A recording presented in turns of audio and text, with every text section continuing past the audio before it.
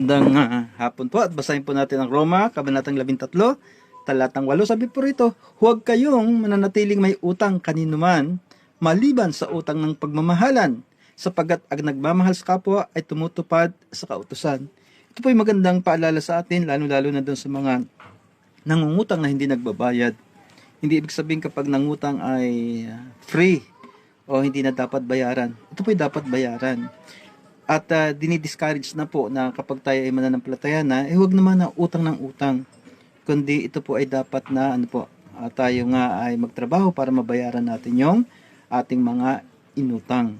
Kaya rito, ang hindi nawawala dapat yung yung pagmamahalan. Na kahit na walang utang yung tao, pero may utang po tayo bilang isang taong nagmamahal. At ang pagmamahal po ito ay kakaiba doon sa sinasabi ng mga kabataan na I love you doon sa kanyang sweetheart. Dahil minsan ang kahulugan pala po nun ay I lust for you. Mahal kita dahil gusto kong matikman ang iyong ang iyong katawan. Yun po ang napakapangit. At kalimitan kaya nga marami nga po ang nabubuntis. Nasabi nga November 14, maraming iniaanak.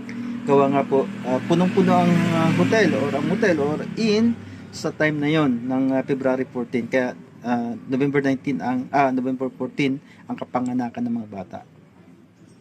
Papalain po tayo na po.